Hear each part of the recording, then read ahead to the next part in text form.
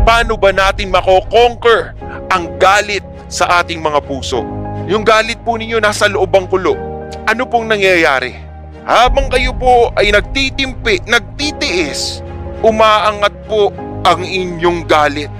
Wala pong nakakahalata, di ba? Walang nakakahalata, kaya ko pa to. Naku, nakakairita talaga to, pero hindi ako magpapahalata. Kaya pa to. Hanggang sa hindi nyo na po napapansin, akala natin, nakikimkim natin sa loob. Pero ang galit po ay lason. Ang galit po, pwede yang kriminal din yan, di ba? At traidor yan. Akala mo galit ka sa iba, akala mo napapahirapan mo sila, hindi, ikaw ang nahihirapan.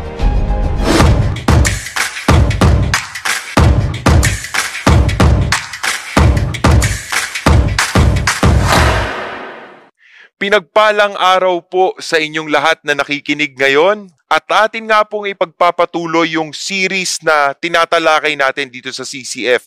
Ang title po ng series ay Life Detox, Overcoming Toxic Realities. Ang atin pong topic title ngayong araw na ito ay Conquer Anger, the Dynamite Emotion. Lilinawin ko lamang po sa inyo mga kapatid.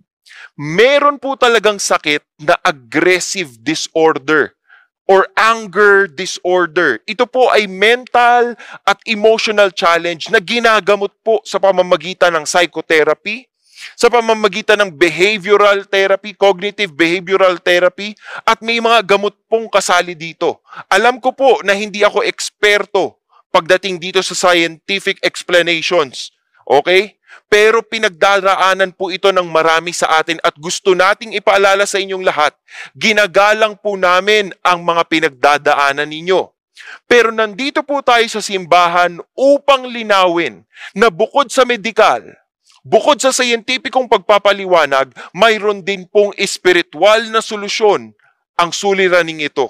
Ang titignan po natin sa mensaheng ito ay yung toxic anger. Ano ba yung toxic anger? Ito po yung mga yung emosyong nararamdaman natin na nakakasama sa ibang tao. Nakakasama po ito hindi lamang sa ibang tao, nakakasama ito sa sarili natin. At hindi lamang po sa sarili natin. Kadalasan po nakakasama rin ito sa relasyon natin sa Panginoon. Paano ba natin lulusutan ito? Paano ba natin i-resolve ito? Paano ba natin mapagtatagumpayan? Paano ba natin mako-conquer ang galit sa ating mga puso? Tingnan po ninyo ang ating main verse para sa mensaheng ito. Manggagaling po tayo sa James 1 chapter 1 verses 19 to 20. Sa Tagalog Bible po ninyo ang pangalang James ay Santiago. At ito po ang kapatid ni Jesus Christ, no, na naging leader doon po sa church in Jerusalem. Ito po ang sinabi niya, "This you know, my beloved brethren." Alam nyo na ito, pero sasabihin ko lamang ito sa inyo para matandaan ninyo. But everyone must be quick to hear, slow to speak, and slow to anger. For the anger of man does not achieve the righteousness of God. Sa Tagalog po, anong ibig sabihin ng quick to hear? Ang ibig sabihin po niyan ay maging alisto kayo sa pakikinig. Maging mabilis kayong makinig muna kaysa magsalita. Maging maingat kayo sa pagsasalita ninyo at hindi kayo dapat agad-agad nagagalit. Nakita niyo po yon? Hindi sinabing mali magalit, pero sinabi, kailangan you are slow to anger. Hindi ka agad-agad sumasabog. Bakit po? Dahil kailangan pinag-iisipan muna natin yung ating mga emosyon bago natin to ilabas. Kasi pag nilabas nyo na yung emosyon ninyo, wala na pong bawian yan. Kaya naman po, pag-uusapan natin, paano natin mapagtatagumpayan ang galit? Gagamitin po natin yung 4 R's. Naalala niyo po yung mga gamot na pinakita ni Pastor Bong sa atin? Di ba? Meron siyang parang gamot na binibigay sa atin. At yung 4 R's na yun, yung realize, root, recalibrate, at recognize. Sa konteksto po ng galit, ito po ang gagawin natin. Sa realize po, didiskubrihin natin kung ano ba talagang galit.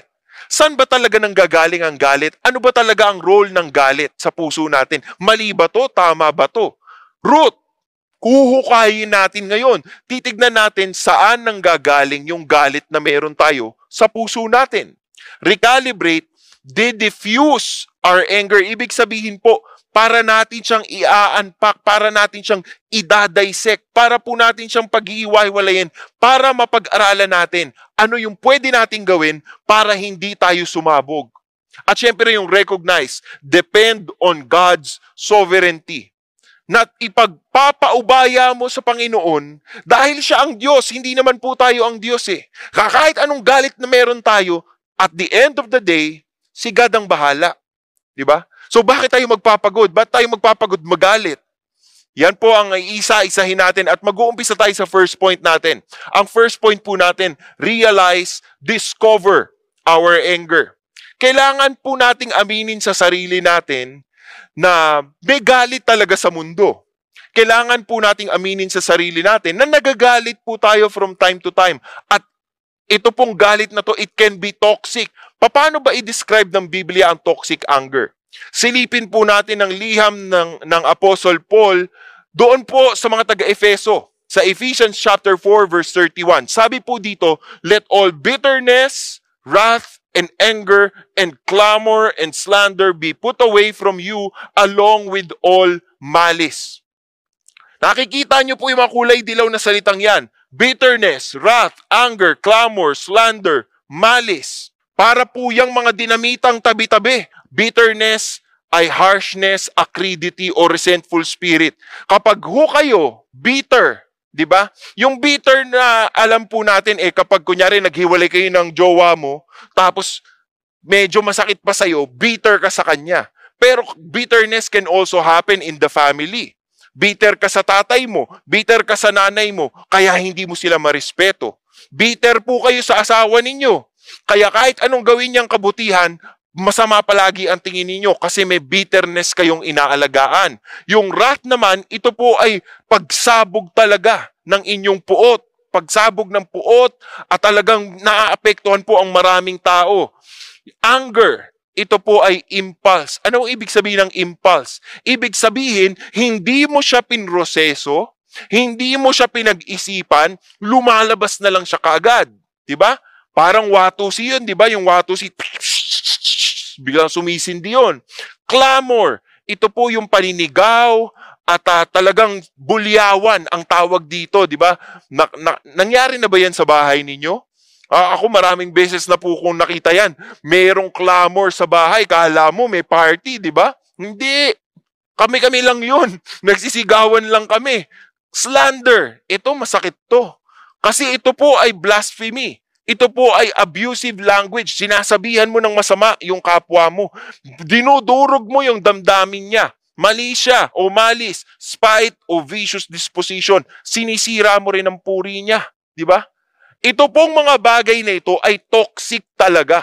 Problema talaga ito. At kung nananalaytay po ito sa buhay natin, nakikita po natin na totoo siya sa buhay natin, kailangan natin ng solusyon.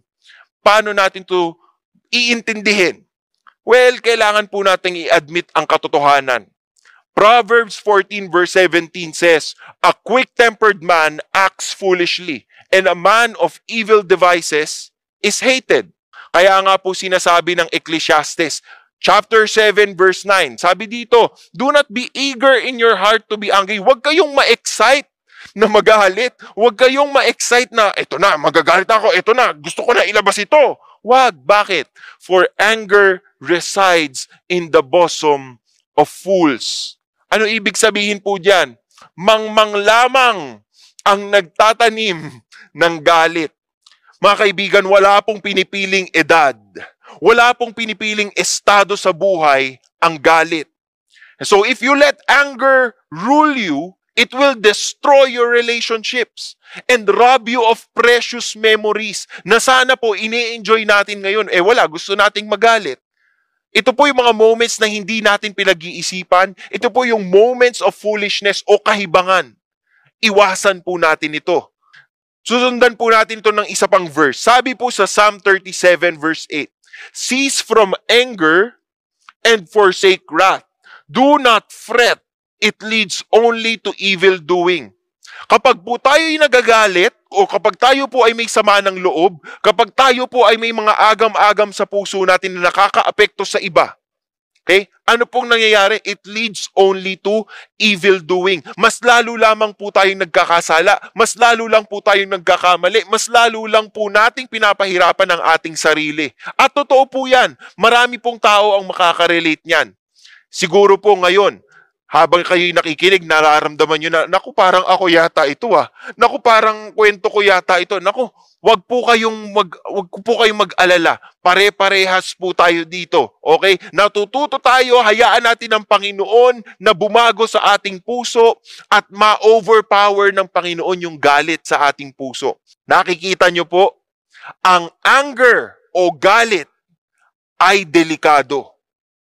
At ito po ay nakakabastos din sa ating Panginoon kapag palagi po natin itong dinaramdam, pag inaalagaan natin ito, at wala tayong pakundang, okay lang ako magalit, okay lang ako mainit ang ulo ko. Hindi po. Kailangan makita sa atin ang joy, ang peace. Kailangan makita po sa atin na kaya nating makitungo sa iba ng maayos. Kaya naman po kailangan nating i-diagnose ang ating anger. Pupunta po tayo dun sa pinakailalim, yung root cause, kung bakit po tayo nagagalit. At dito po, kailangan nating sumagot ng dalawang tanong. Ang unang tanong na sasagutin po natin ay ito: Lord, bakit po ako galit? Sabi po sa Psalm 139 verse 23, Search me, O God, and know my heart. Try me and know my anxious thoughts. Para po bagang sinasabi niyo sa Panginoon, Diyos ko, ako po ay inyong siyasatin. Diyos ko, ako po ay alamin po ninyo ang laman ng aking puso't damdamin. Subukin po ninyo ako lahat ng mga gusto ko, ninanais ko, kilatisin po ninyo akong mabuti. Gusto ko pong malaman, Panginoon, bakit ako nagagalit? Panginoon, bakit po ako nagagalit? At kailangan tanungin natin yun sa Diyos. Bakit? Kasi kapag tinanong natin sarili natin, bakit ba ako nagagalit? Ang normal pong lalabas dyan, dahilan, di ba? Kasi ginanito ka na ganito. Oo nga, masama nga ginawa niya sa akin, magagalit na lang ako. Diba? Pero kailangan sa Panginoon tayong magtatanong, Panginoon, lumuluhod po ako sa inyo ngayon at nagtatanong, bakit po ako galit? Pakita niyo po sa akin yung dahilan. Kasi marami pong rason bakit tayo nagagalit. Marami pong rason bakit umiinit ang ating ulo. At magbibigay po ako ng mga halimbawa sa inyo sa mga kwento sa Biblia. Uunahin ko na po itong kwentong ito. Ang kwento ni Haring Saul. Makikita po natin yan sa 1 Samuel chapter 18. Sabi po dito, pagkatapos nilang talunin ng mga Philistines, okay, yung tagumpay ni David. Alam niyo naman po yung tagumpay ni David, di ba? Natalo po niya si Goliath. Ito po ang nangyari.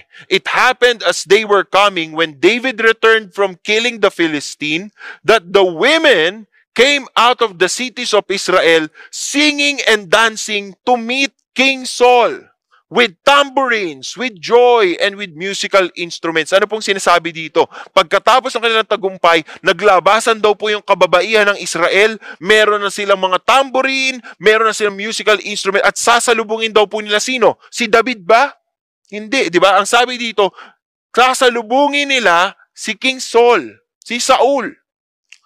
Pagsalubong po nila doon, gusto nilang i-appreciate na nanalo ang koponan ni Haring Saul. Okay. Ngayon, bigla pong itong mga babaeng ito ay kumanta. At ang kanta po nila ay ganito, as they played and said, Saul has slain his thousands and David his 10,000. Isipin nyo parang Saul has slain his thousands, David his 10,000. Ganyan. Wala naman po silang iniisip na mali, di ba? Hindi naman po nila gustong laitin si Saul. Gusto lamang po nilang sabihin ang katotohanan na mas marami pong napatay si David. Di ba? At nakapatay din naman po si Saul at nanalo naman po sila. Pero ito pong kantang ito, itong lyrics na ito, naku, nag-init po ang ulo ni Haring Saul. Tingnan po ninyo sinabi niya. Sabi po sa Biblia, sa verse 8, Then Saul became very angry.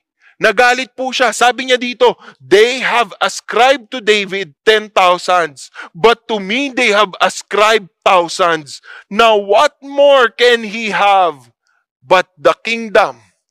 Saul looked at David with suspicion from that day on. Ano pong nakikita niyong dahilan?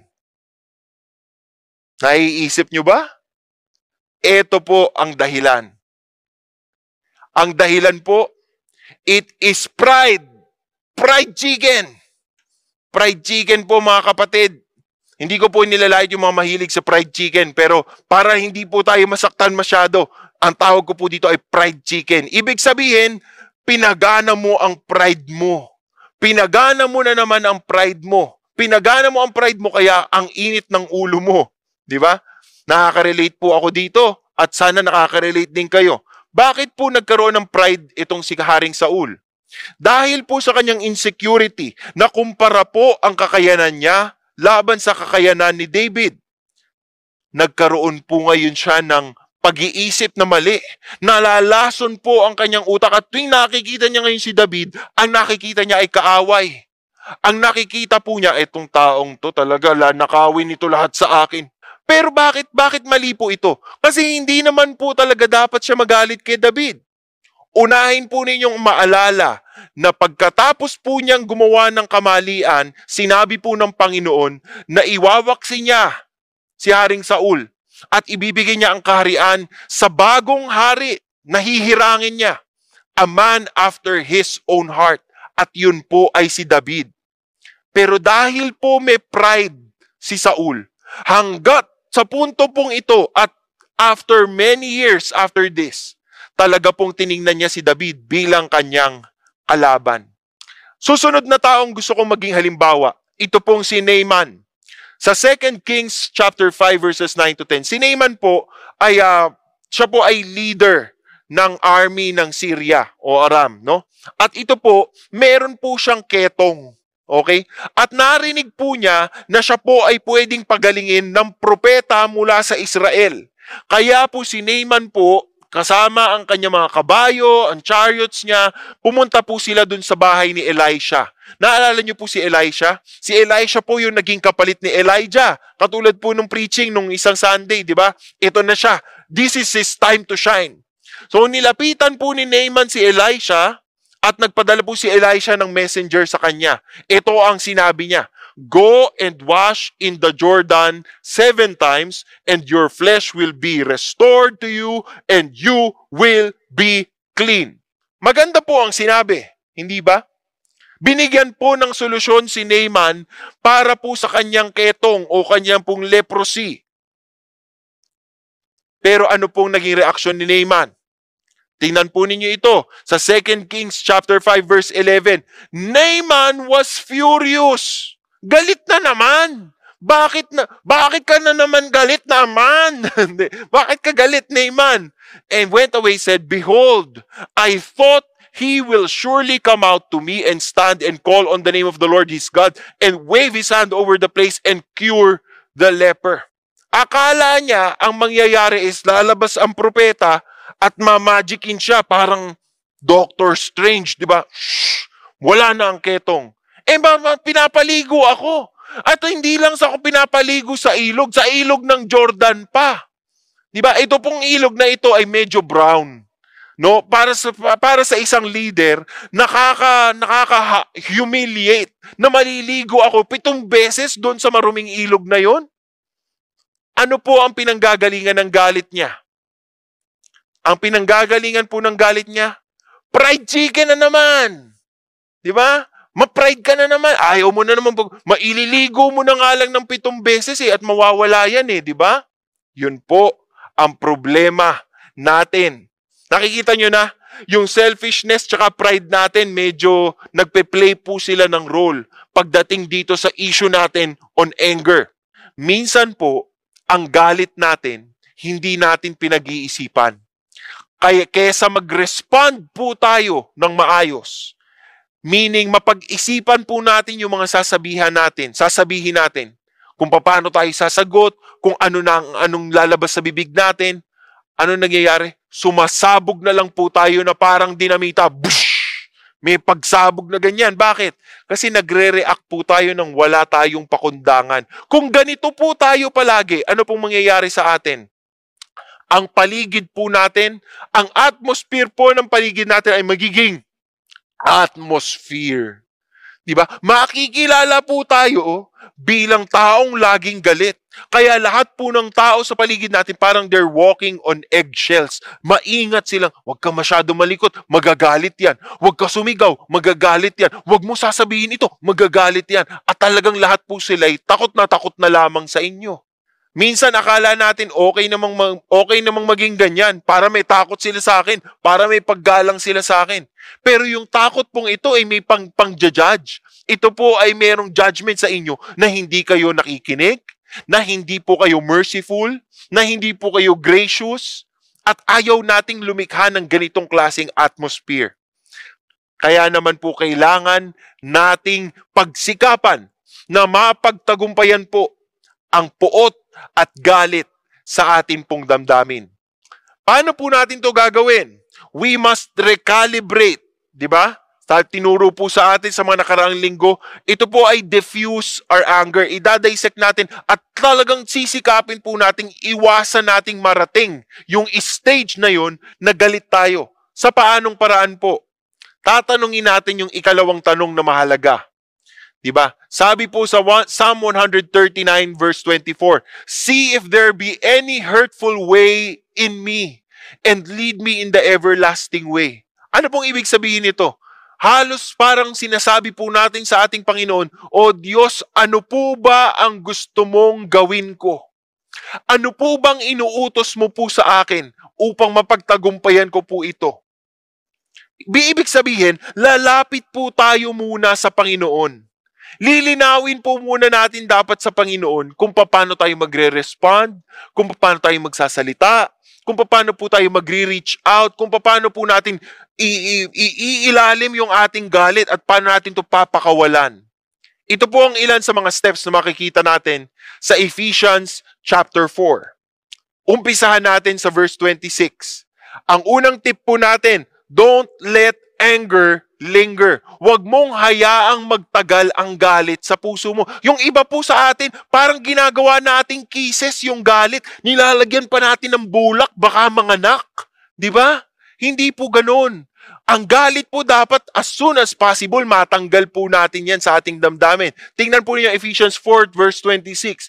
"Be angry and yet do not sin. Do not let the sun go down on your anger." Huwag nyo na pong patagalin. Huwag nyo na pong buruin. Di ba? Kailangan i-address nyo kaagad. Pangalawa, we should not give the devil a room or opportunity. Ephesians 4:27, "Do not give the devil an opportunity." Paano nga ba natin nabibigyan ng kakayanan yung kaaway na mag-control sa atin? Ayan po, kapag inaalagaan po natin yung, ito ang galit ko, ang cute-cute mo talaga, galit talaga ako. Gaalagaan pa kita, papakainin pa kita ng mga issue, papakainin pa kita ng mga ganitong ganyan. Hanggang lumalaki na po yung galit. At nabibigyan po natin ng opportunity yung kaaway na ma-take control tayo. Instead of us conquering anger, we are the ones being conquered by anger. We are the ones being conquered by the enemy. Mag-ingat po tayo dyan. Pangatlo, use words to build, not to destroy.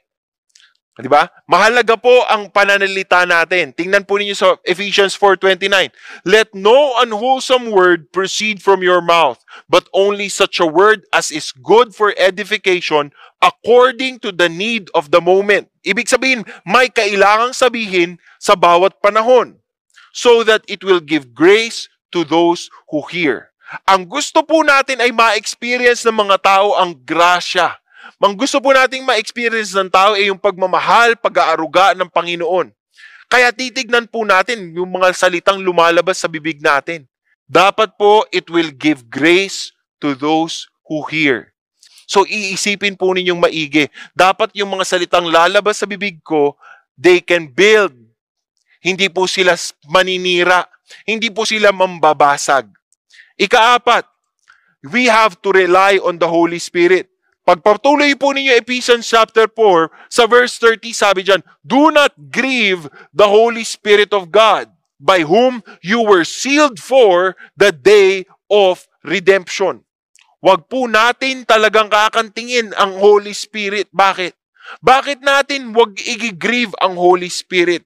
Kailangan po nating magbigay galang. Kung tayo po ay mga templo ng Holy Spirit, we are the temple of the Holy Spirit. The Holy Spirit resides in us. Hindi po dapat tayo makitaan ng mga bagay na makakasakit sa Kanya. Presensya po ng Diyos yon sa ating buhay. Kaya dapat pipiliin nating maging maingat. Pipiliin po nating umasa na, Lord, hindi ko to kaya. Kung ako lang bilang tao, magwawala ako. Holy Spirit, take over. Holy Spirit, please take over. Ano po ang tip na usually sinasabi natin dito? Pray. Diba? Naalala niyo po ba yung pray? Yung pray is yung pause. Tumigil ka muna. Diba? Kunya magagalit ka na. Tigil muna. Sandali lang. Mamaya tayo mag-usap.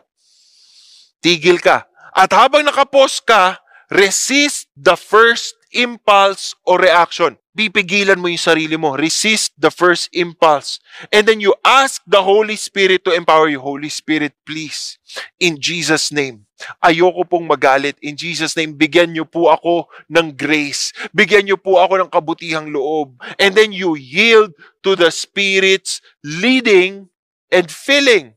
Ibig sabihin, hindi ka gagawa ng aksyon hanggat alam mong ikaw pa rin ang may control sa puso mo, sa bibig mo, sa isip mo. And you have to surrender the control to the Holy Spirit. Ganyan po ang ating gagawin. We rely on the Holy Spirit. At higit sa lahat, ang pinakamagandang tip po ay makikita niyo sa verse 32. Sabi dito sa verse 32, be kind to one another, tender-hearted, forgiving each other, just as God in Christ also has forgiven you. Huwag po tayong magdamot, magpatawad. Minsan po gusto natin, hindi muna kita patatawarin para matuto ka. Parang nasa teleserye naman po tayo. Diba? Huwag na po tayong magdamot. Huwag na po nating ipagdamot yung pagpapatawad. Ang bilin po sa atin, be kind to one another. Tender-hearted. Ibig sabihin talagang yung puso natin talagang in touch with others. Diba? At forgiving each other. Mauna na tayong magpatawad. Bago pa man sila humingi ng tawad, unahan na natin. Patawarin natin sila para pag lumapit sila sa atin at humingi ng tawad, alam mo, pinili kong patawarin na kita bago ka pa man lumapit sa akin. Goods na tayo, peace na tayo. Ganun po dapat, diba? Forgive as you've been forgiven. Bakit po kakayanin nating magpatawad?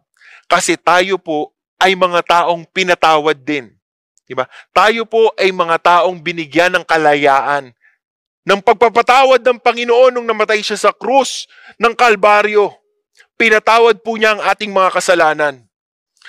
Ang dami po nating kasalanan. Kung gusto niyo po, isipin niyo yung mga kasalanan niyo sa buong tanang buhay ninyo. At lahat yon pinatawad ng Panginoon. Magtatanong ka, bakit ako? Bakit ako hindi ako magpatawad? Ngayon po, nasa huling punto na tayo. Ito po ay yung recognize. Pagkatapos po niyong intindihin at gawin lahat ng bagay na minention ko, kailangan niyo pa rin pong i-recognize na ang Panginoon lamang ang siya talagang masusunod. At ang Panginoon po ay in control. Tingnan po ninyo ang huling kwentong ibabahagi ko sa inyo, ang kwento ni David. Sabi po sa 2 Samuel chapter 16 verses 5, simula po tayo verse 5, when King David came to Bahurim, behold, there came out from there a man of the family of the house of Saul whose name was Shimei. Si Shimei po ay anak ni Gera. He came out cursing continually as he came. Diba? Naglalakad po ito si Haring David, lumabas po si Shimei at nagwawala. Ano pong sinasabi? He threw stones to David and at all the servants of the king David. And all the people and all the mighty men were at his right hand and at his left. So, ibig sabihin, protektado na po si David. Papaligiran po siya ng kanyang army. Pinagbababato po sila ni Shimei. At kung ano-ano pong lumalabas sa bibig ni Shimei. Ano po ang sinasabi ni Shimei? Sabi po sa verse 7, ganito, get out Get out! Lumayas ka dito! Lumayas ka dito! You man of bloodshed! Wala kang kwentang tao talagang marami ka ng pinatay. Lumayas ka dito! And worthless fellow talaga naman. Yun ang sinabi niya kay Haring David. Wala kang silbi. Mamamatay tao ka. Nakakahiya ka. Ito ka. The Lord has returned upon you all the bloodshed of the house of Saul. Kasi nga po, siya po ay kakampi ng pamilya ni Saul.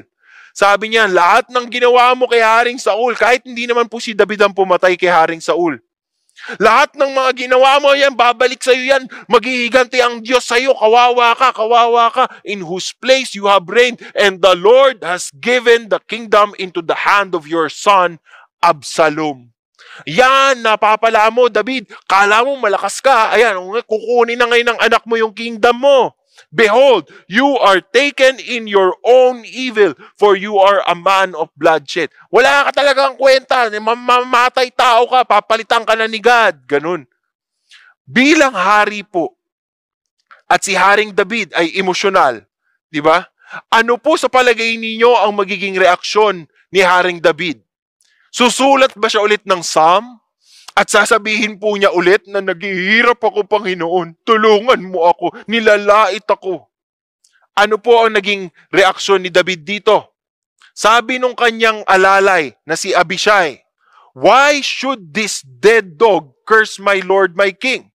Mahal na hari, bakit pumapayag kayong labastanganin kayo ng hampas lupang ito? Ipahintulot po ninyong tagpasin ko na ang kanyang ulo. Ganong katindi. Si Abishai, pupugutan na niya ng ulo si Shimei. Ano pong sinabi ng hari? Ang sabi po ni David, huwag kayong makialam. Kung iniutos ni Yahweh kay Shimei na sumpain ako, sinong may karapatang sumaway sa kanya? At nagpatuloy po siya sa verse 11, verse 12. Kung ang anak ko mismo, si Absalom, kung ang anak ko mismo ay nagtatangka sa aking buhay, hindi nakakataka ang ginagawa ng Benjaminitang ito, this Benjamite. Hindi na ito nakataka. Hayaan niyo siyang magmura. Hayaan niyo siyang sumpain ako. Inutusan siya ni Yahweh na gawin ito. Baka naman kahabagan ako ni Yahweh sa kalagayan kong ito at pagpalain ako sa halip na sumpain. Ano pong ibig sabihin nito? Sinuko po ni David ang pangyayaring ito sa Panginoon. Sinabi niya na higit sa kanyang nararamdaman, ang Diyos po ay nakaupo pa rin sa kanyang trono. At ang Diyos pa rin po ang nasusunod. Kaya sinasabi ni David, kakapit na lang ako sa grasya ng Panginoon. Kung kahabagan ako ni God, kung maawa sa akin si God, then praise God. Pero kung pagbigyan niya itong mga sumpa na binabato sa akin, bilang Diyos, gagalangin ko ang kanyang desisyon. Sana may ganun tayo, no? Sana may ganun po tayong opportunity na, Lord, you know, whatever happens, you are still God. Lord, you know, whatever happens, magbago man po itong taong to o hindi siya magbago, whatever happens, Lord, I really pray. Please, Lord, allow me to understand. Hayaan po ninyong maintindihan ko na kayo ay Diyos at ako'y tao. You are the potter and I am the clay. Sabi po sa Biblia, di ba? Kaya higit sa lahat, kahit anong dumating na pagsubok sa akin, Panginoon, lahat ng pagsubok na yan, ifo-form nila ako to be someone that you want me to be. Kaya sumusuko ako sa inyo. Yun po ang pagkilala, pag-recognize sa soberanya ng ating Panginoon. Yun po ang magandang experience na nakita ni David dito sa sitwasyong ito. Bago tayo matapos, sinabi ko sa inyo na ang Diyos natin ay nagagalit din. At yung galit na yun ng Panginoon ay galit laban sa kasalanan, laban sa mga taong hindi gumagawa ng mga banal na bagay, laban po sa ating mga may problema pagdating sa kasalanan, hindi lamang sa galit, pero sa marami pang iba't ibang emosyon, iba't ibang bagay na ginagawa natin na kasalanan sa mata ng Panginoon.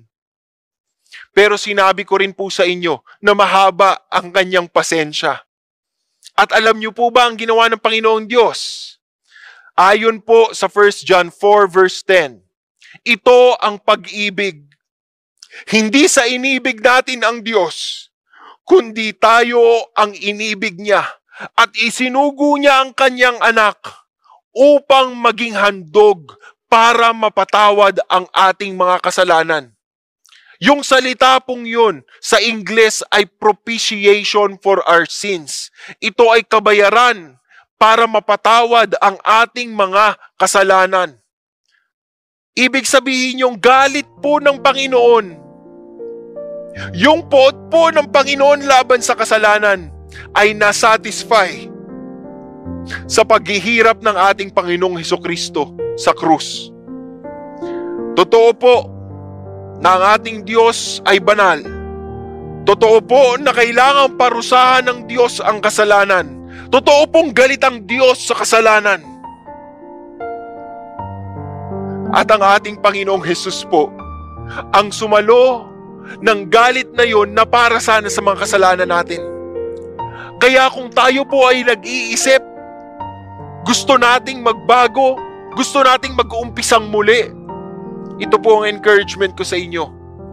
Galit man yan, o anuman klaseng emosyon ang lumalason sa iyong puso, ngayong araw na ito, sa pagsuko mo sa Diyos, sa pagsabi mong, Panginoon, sinusuko ko po ang nararamdaman ko sa inyo. Take over. Lord God, I surrender, please take over. Sa pagtingin mo sa Kanya bilang iyong Diyos at tagapagligtas, lumalaya ka sa kapit ng kaaway, sa kapit ng galit, sa kapit ng puot, at kaya niyang baguhin ang nilalaman ng puso mo. Tayo po ay magdasal. Panginoong Diyos, dinideklara po namin na kayo ay Diyos sa langit, sa lupa at sa ilalim ng lupa. Panginoon, kayo po ang nananatiling Diyos, nag-iisang Diyos na natatangi dahil po sa inyong pasensya, dahil po sa inyong pagmamahal, kabanalan at katapatan. Panginoon, bigyang laya mo kami sa mga kasalanang bumibihag po sa amin. Hugasan mo po kami ng inyong banal na dugo. Panginoong Hesukristo, dinideklara po namin na kayo ang aming Diyos at tagapagligtas. At dahil po sa ginawa ninyo sa krus, sa pagkamatay po ninyo, binayaran po ninyo ang presyong hinihingi para po matubos kami sa aming mga kasalanan. At hindi kayo nanatiling patay, Panginoon. Pagkus nabuhay pa kayo upang ipakita sa amin na may pagkakataong kaming muling mabuhay ng mas matino, ng mas malinis, ng mas banal. Gamit po ang kapangyarihang taglay namin na nanggagaling sa inyong pangako. Isinusuko po namin ang aming buhay, ang aming mga desisyon, ang aming damdamin at emosyon sa iyo, Panginoon. In Jesus' name we pray, and all of God's people say, Amen and Amen. Mga kapatid, sa pananampalataya, ito po ang inyong mga discussion questions para mapag-usapan po ninyo ang mensaheng narinig ninyo ngayon. Ang una po nating discussion question, magbahagi po kayo ng halimbawa ng oras kung saan o panahon na kayo ay nagalit at talagang pinagsisihan po ninyo yung pagkawala ng galit na yon. What did it reveal about the root cause of your anger? Saan nga po ba nanggagaling yung galit mo nung araw na yon?